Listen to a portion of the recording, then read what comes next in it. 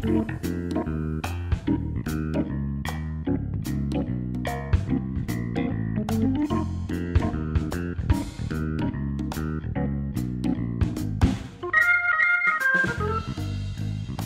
다시 돌아왔습니다. 슈퍼바이저님이 일부에서 깔끔하게 새 정부 경제정책 방향에 대해서 분석해 주셨는데요. 이제는 슈퍼바이저님이 생각하는 대안적 패러다임에 대해서 들어보고 싶어요. 자, 일부 군데군데에서 공적 이전 소득의 중요성에 대해서 말씀을 해주셨어요. 저도 개인적으로는 공적 이전 소득에 관심이 많은데요. 분명히 이와 관련이 되어 있을 것 같은데 우리 좀 차근차근 풀어갔으면 좋겠습니다. 자, 슈퍼바이저님 이야기 좀 풀어주시죠. 네, 공적 이전 소득 얘기하기 전에 네. 임금 주도 성장의 제약 조건을 먼저 좀 간략하게 좀 살펴보는 게 나을 것 같아요. 임금 주도 성장이 쉽지 않은 이유를 말씀하시는 네, 거예요? 맞습니다. 뭔가 하면 그러니까 노동소득 분배율, 그러니까 GDP에서 노동소득, 임금소득이 차지하고 있는 점유율이죠. 이게 신자유주의 시대에 와서 지속적으로 하향 추세라는 겁니다. 그렇구나. 그러니까 미국을 보면은 71년 이후 하락 추세예요. 한국은 사실 96년까지 꾸준히 성장했고 98년 이후에는 확실한 하락 추세 또는 정체를 거듭하고 있습니다. GDP에서 임금 소득이 차지하는 몫이 줄어든다는 건요. 이윤 주도 성장이 이루어지고 있다는 뜻이죠. 그렇죠. 그러니까 임금 주도 성장을 하려면 거꾸로 이 노동 소득 분배율을 올려야 되는 겁니다. 그렇죠, 그렇죠. 간단한 거죠. 근데 실업률이 높고요. 또 불안정 노동이 만연한 상태라면 노동소득 분배율이 올라갈 수 없는 거죠. 네, 제가 지금 이거 미국과 한국의 노동소득 분배율 추이표를 이제 갖고 왔잖아요. 보이시죠? 예. 미국 쭉 떨어지는 거 보이시죠? 쭉 이렇게 직선자 보시면 쭉 떨어지고 있죠. 한국은 이제 이게 다음 페이지에 있는 표가 있는데 여기.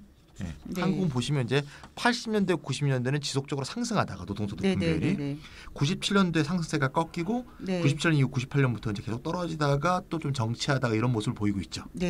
사실 기억하시면 아시겠지만 97년이 한국이 IMF 위기관리 체제가 시작되고 신자유주의가 본격화된 바로 그 시점 아니겠습니까?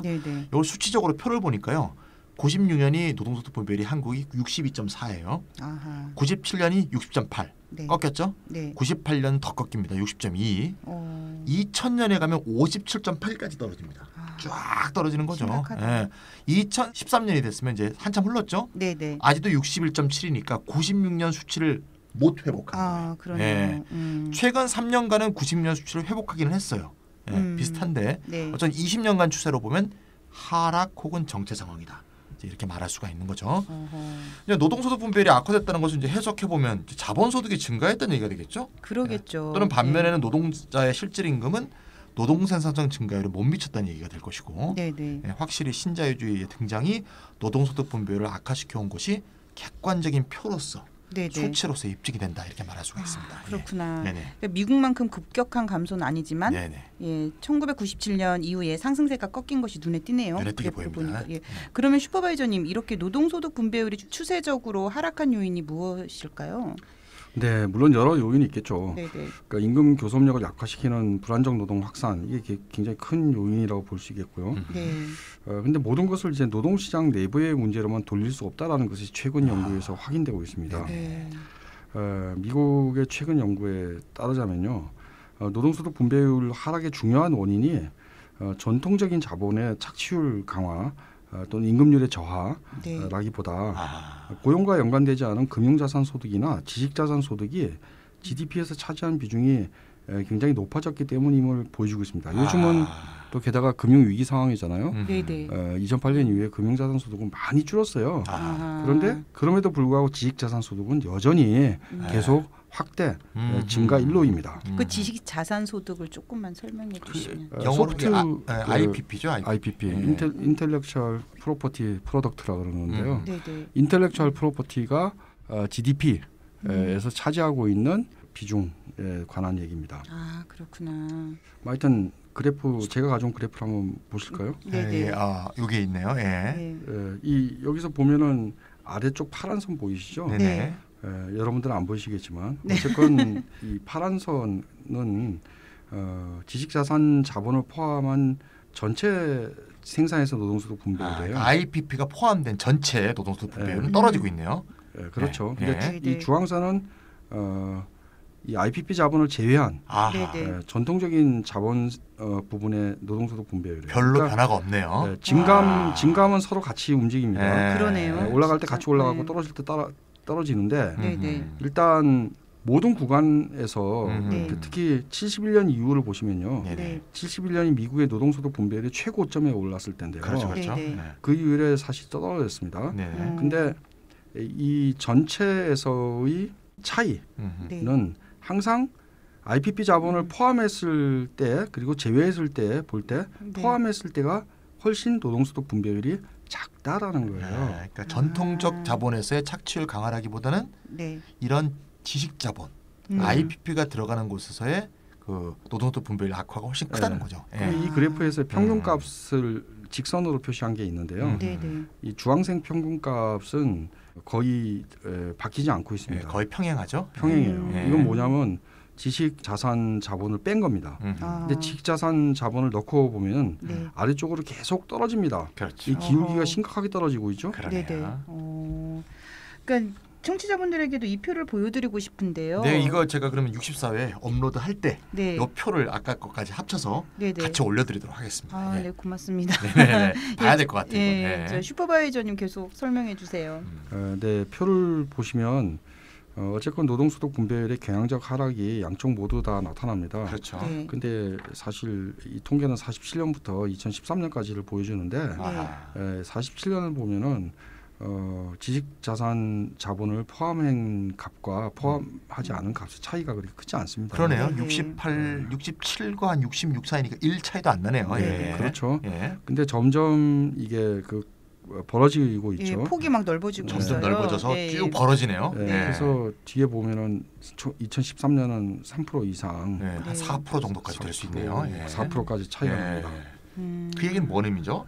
그 노동소득의 하락폭이 IPP를 포함할 경우에 더 크다. IPP를 빼고 하면은 사실 그렇게 크게 노동소득 하락이 일어나지 않았다라고까지 말할 수도 있는 겁니다. 그러니까 애초에 47년에 보더라도 IPP 포함해 있는 게 노동소득 분배율이 좀 낮긴 한데 그 낮은 정도가 더 커지고 있잖아요. 지금. 그러니까 IPP 비중도 더 커지고 있다는 걸 말해주고 있는 게 아닌가 싶습니다. 그러니까 노동소득 분배율이 더 낮아진다는 뜻이잖아요.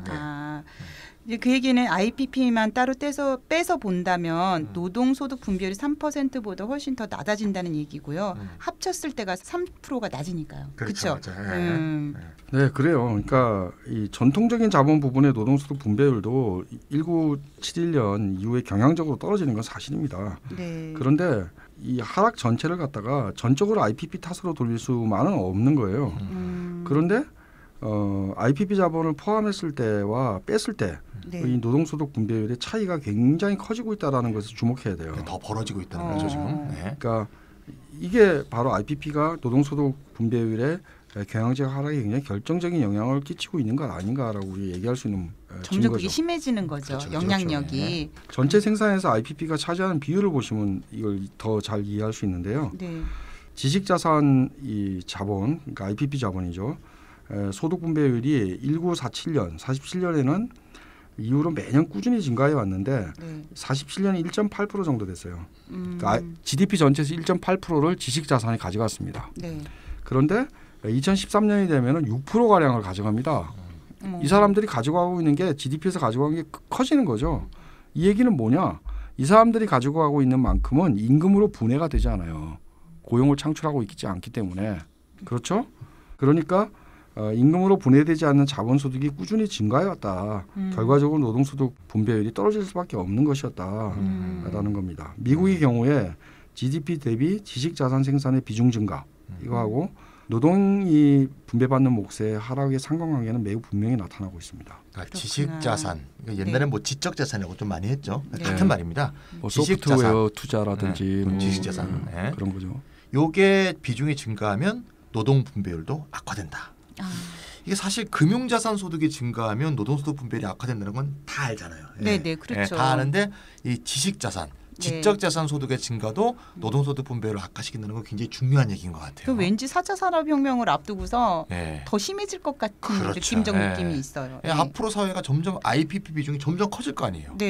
그렇다면 그것의 의미는 노동소득 분배율이 점점점 경향적으로 악화될 것이라는 걸 말하는 것이고 그건 결국 임금주도 성장 혹은 소득주도 성장의 미래가 암담할 수밖에 없다. 이거는 이제 웅변해주고 있는 게 아닌가 하는 생각이 드는데요. 그러게 말이에요. 네, 잘 말씀하셨어요. 아까 우리가 얘기했던 그 표는 노동소득 분배율 경향적 추세적 하락에 관한 표였는데요. 그렇죠.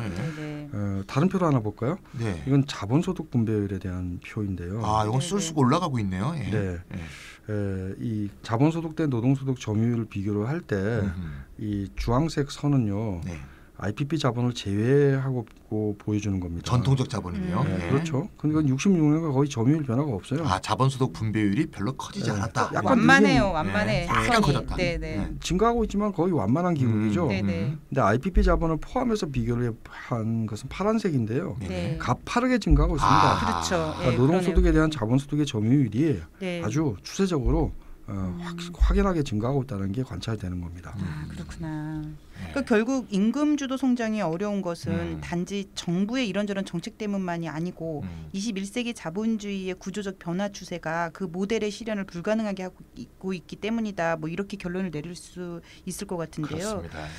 그렇다면 정말 경제 패러다임 자체를 완전히 새롭게 바꿀 수 있는 것 같은데 슈퍼바이저님, 우리에게 정말 필요한 경제 패러다임은 무엇일까요? 그 전에 좀 설명을 드려야 되겠네요. 전통 산업에서 고용 유발 효과도 날로 떨어지고 있죠. 근데 지금 봤듯이 금융업이나 디지털 자본은 전통 산업 정도가 아닙니다. 이건 아예 임금으로 분해하는 몫이 아주 작습니다. 더 큰 문제는요. 금융업이나 디지털 자본 수익은 성과에 따른 분배 원칙이 어긋난다는 점이죠. 예를 들어 ICT 자본, 정보통신 자본이 알고리즘을 개발했다. 그렇지만 이 구동하기 위해서는 빅데이터가 필요한데 빅데이터는 사실은 사회 전체의 부분 데이터 노동을 통해서 형성이 된 겁니다. 맞습니다. 그럼 이제 우리가 어떻게 해야 될 건가를 따져봐야 되겠죠. 그러니까 ICT 혁명이나 자동화에 반대하는 게 하나 있겠죠. 그러니까 고용 유발 효과를 무조건 늘려라라고 주장할 수가 있어요. 저는 이건 네오 러다이트라고 봅니다. 옛날 기계 파괴 운동, 러다이트라고 운동과 비슷한 건데 기술 혁신에 반대하는 거죠. 근데 사실 노동 생산성을 높이는 거 이게 굉장히 중요한 거 아닙니까? 두 사람이 일하던 걸 한 사람이 일해도 될 정도로 중요한 진보죠. 중요한 진보죠. 그러니까 소득만 줄지 않는다면. 네, 그렇죠. 소득만 줄지 않는다면. 즉 21세기형 기계 파괴 운동을 우리가 할 수 없다라고 우리가 생각한다면은 그럼 대안은 뭘까요?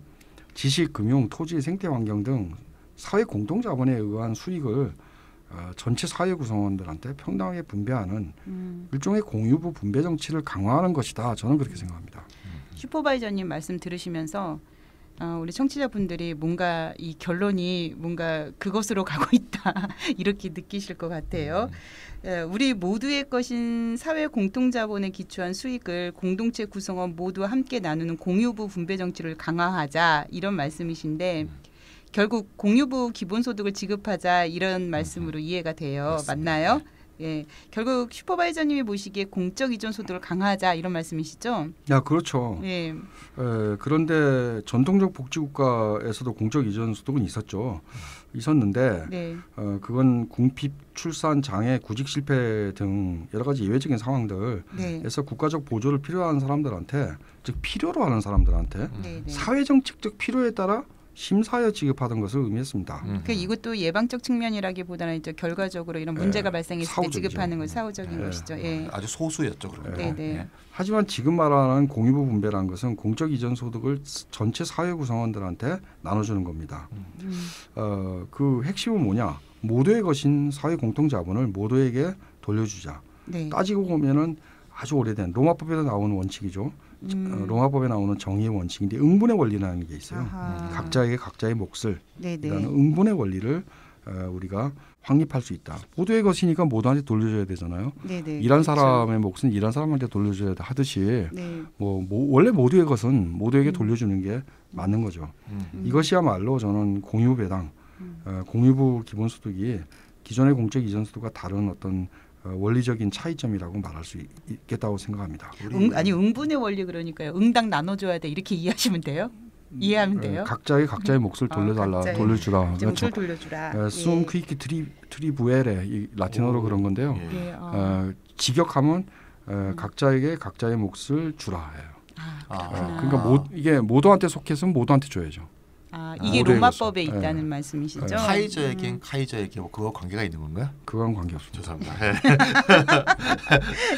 저기 우리 이렇다를 열심히 들어오신 청취자분들은 익숙한 얘기일 것 같아요. 우리 빅데이터는 누구의 소유인가? 네. 다음 전전이었죠. 62회에서 우리가 이 문제 다룬 적이 있는데요. 네. 각자에게 이제 각자의 몫을 분배하고 네. 모두의 것은 모두에게 되돌려지는 그 응분의 원리를 확립하려면 일단 사회 공통 자본이라는 개념을 정확하게 이제 도입해야 될 것 같아요. 그렇죠. 무엇이 네. 공통 자본이냐. 네. 예. 이거는 사적 자본가의 것이 아니라 우리 네. 모두의 것이라는 게 일단 먼저 확립이 돼야겠죠. 네. 뭐 지식이라든가 네. 금융이라든가 생태 환경, 토지.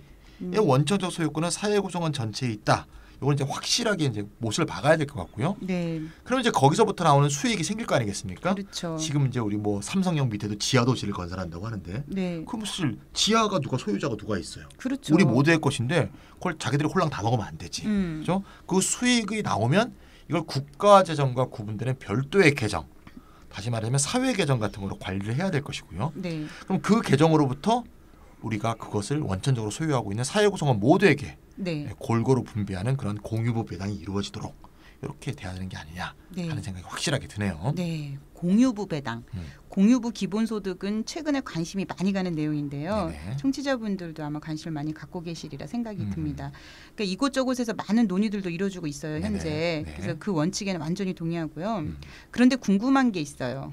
그러니까 이러한 원칙에 입각해서 공유부 배당을 실시한다면 그것이 실현되는 구체적인 형태는 어떻게 될 것인지. 예, 그리고 사회적 공통자본을 이용해서 수익을 얻은 업체에게서 세금을 걷는 형태가 되는 것인지 어쩐지 슈퍼바이저님 좀 설명 좀 해주세요. 물론 세금 걷는 형태가 제일 손쉬운 방법이겠죠. 그러나 세 가지 형태를 우리가 좀 논리적으로 나눌 수 있을 것 같아요. 첫 번째 형태는 일종의 공유부 민주주의 공유부 배당 방식인데요. 소유, 운영, 분배 전 영역에서 공유부 민주주의를 실시하는 거예요. 원천적인 소유자가 모든 시민이잖아요. 네. 이분들이 다 1인 1표의 동등한 권리를 가지고 의사결정에 참여하는 그런 공유부 민주주의에 의해서 사회 공통자본을 운영하고 여기서 수익금은 사회계정에 돌리고 그 수익을 전 사회 구성원한테 동일한 액수로 분배하는 이런 방식이에요. 이게 제일 이상적인 것 가장 같긴 하네요. 네. 그러니까요. 조금 당장은 좀 어려울 것 같은 생각이 좀 드네요. 그렇습니다.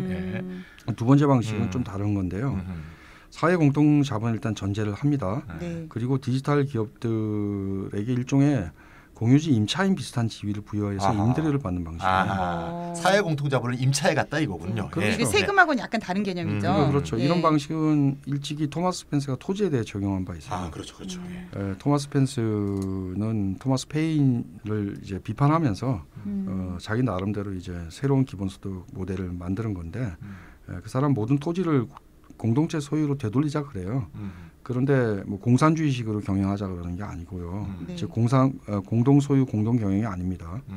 일정한 기간을 두어서 사인한테 임대하고 그리고 사용료를 걷어서 공무원 월급, 공공서비스, 기본소득 재원으로 쓰자고 제안한 바가 있습니다. 이런 방식을 채택할 때 사회계정에 들어오는 수익을 일종의 빅데이터 사용료로 볼 수 있고요.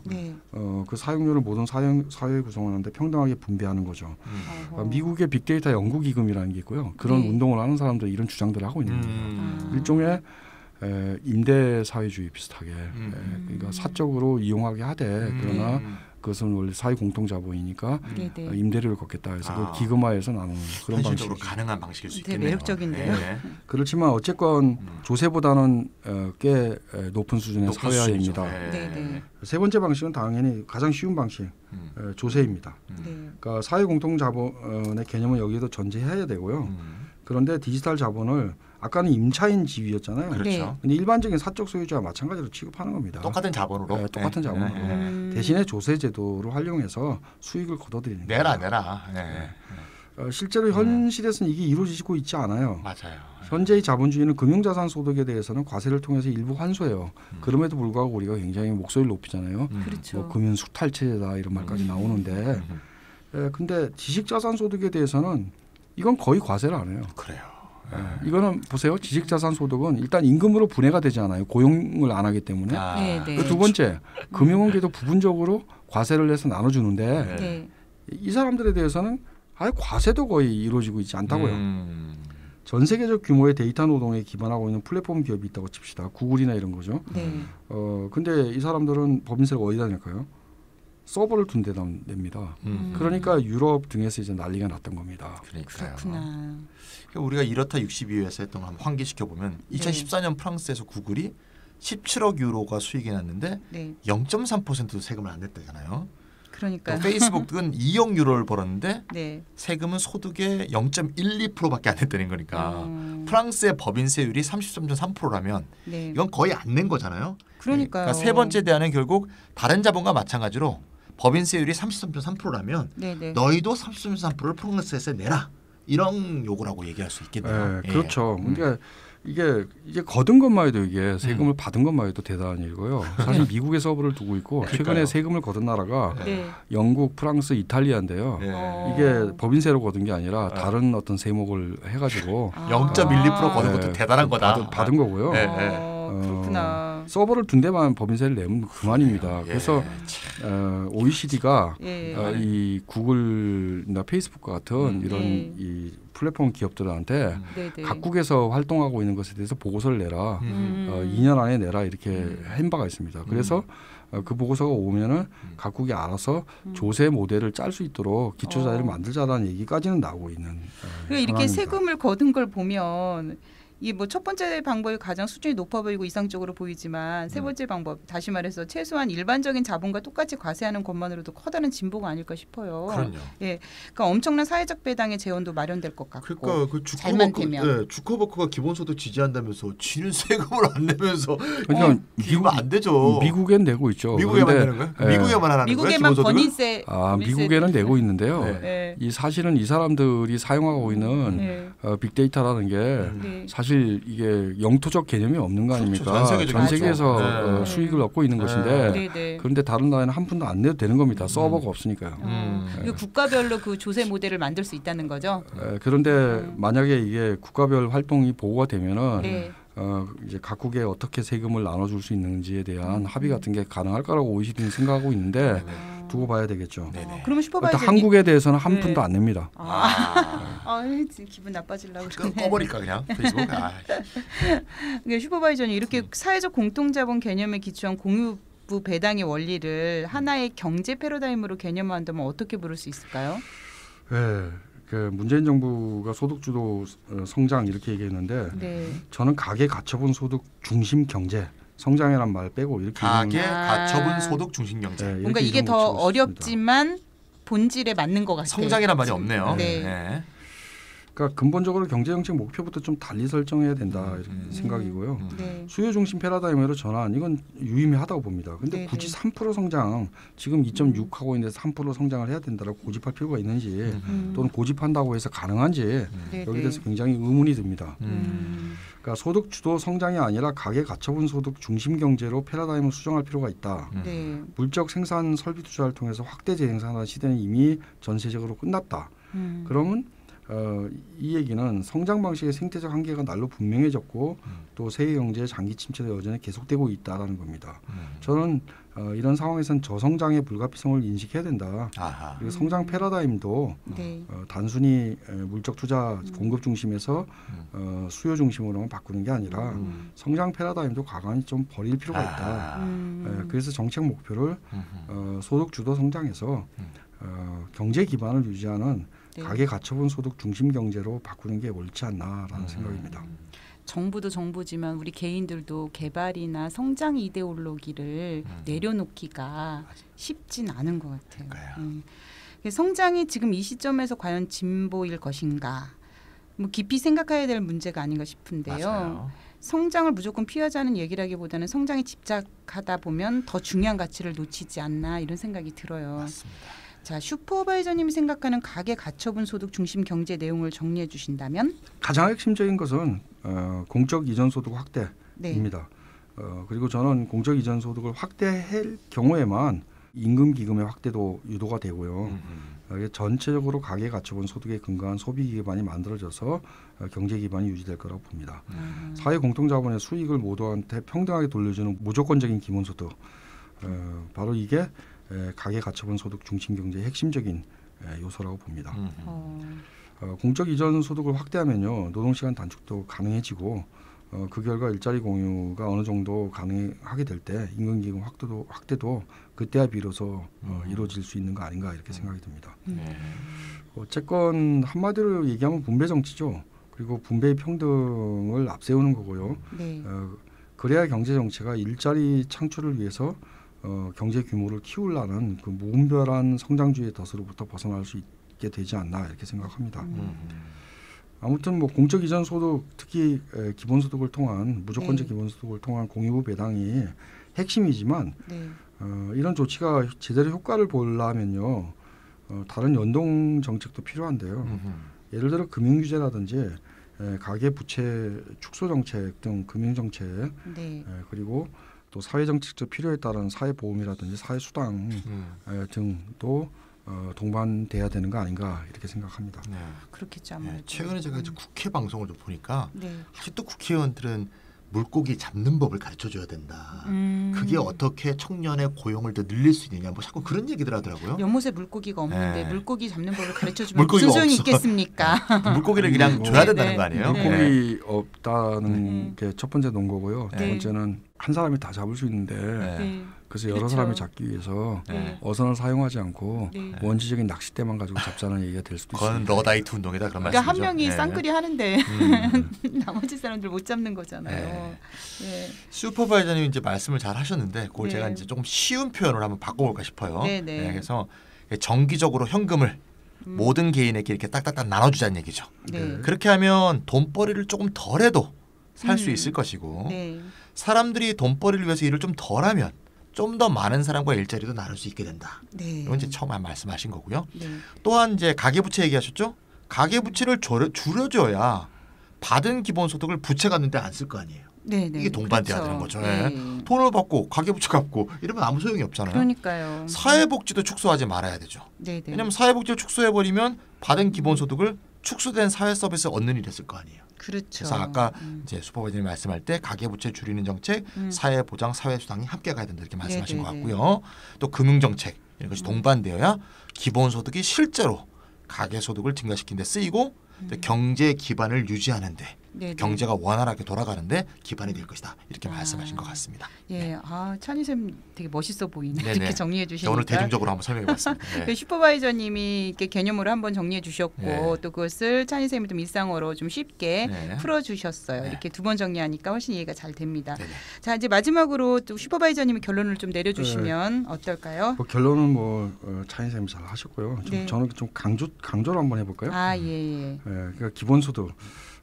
사실 고용 없는 자본소득으로부터 전 국민으로의 소득 이전입니다. 그런데 우리가 이 기본소득 또는 이런 방식으로의 소득 이전의 성격을 보면요, 그거는 토지, 금융, 지식, 생태 환경 등 공유부를 평등하게 배당한다는 거예요. 그러니까 모두의 것을 모두한테 되돌려준다는 것입니다. 그러니까 이것은 노동 성과에 따른 분배 원칙을 훼손하는 게 아닙니다. 그렇죠. 전혀 누가 일해서 나온 게 아니라 놀고 먹는 거 아니냐 이런 얘기가 성립이 안 되는 거죠. 이게 아니죠. 원래 모든 사람의 것이었으니까 모두에게 나눠주는 거다는 거예요. 바야흐로 제4차 산업혁명 등 지식 공통자산 인클로저의 시대예요. 그런데 4차 산업혁명의 성과는 전부 다 사실 기술 혁신을 한 기업들이 다 독차지하는 거잖아요. 기술에 투자한 그 기업들의 몫이 되니까. 그러니까 지식을 인클로즈하고 있는 시대라는 거예요. 그런데 지식이라는 게 이것은 사회 공통자본이고 그리고 인공지능도 빅데이터 없이는 구동되지 않고요. 그러니까 오직 공유부 분배 정치를 통해서만 전체적인 노동소득 분배율 하락을 막을 수 있다고 봅니다. 공적 이전 소득에 기초한 가계 가처분 소득 중심 경제 좀 다르게 얘기해 볼까요? 공적 이전 소득 중심 경제 이거는 지식 공통자산 인클로저에 대항하는 공유 배당 운동입니다. 두 번째 노동 절감 기술 발전에 우리가 반대할 게 아니라면요, 즉 러다이트 운동을 할 게 아니라면은 노동 절감 기술 발전 시대에 조응하는 새로운 노동 정치라고까지도 말할 수 있습니다. 그 기본소득 운동이 곧 노동정치 운동이라고도 볼 수 있는 거예요? 그래요. 그렇군요. 자, 1부와 2부에 걸쳐서 긴 시간 동안 새 정부 경제정책 방향의 패러다임을 검토를 했고요. 그 긍정적인 측면과 아울러 한계적인 측면을 살펴봤고 그 다음에 그를 대신할 새로운 경제 패러다임으로서 가계 가처분 소득 중심 경제까지 모두 살펴보았습니다. 오늘 좀 숨가쁘게 달려왔는데 청취자 여러분들 오늘 어떠셨나요? 신정부의 경제정책 기조를 검토하고 한국 경제가 어떻게 나아가야 될 것인지를 곰곰이 생각해 볼 수 있는 계기가 되었기를 바랍니다. 자, 다음 주에 이렇다는 더욱 신선한 얘기로 여러분들을 만나뵈러 오겠습니다. 안녕히 계세요. 안녕히 계세요. 네, 안녕히 계세요.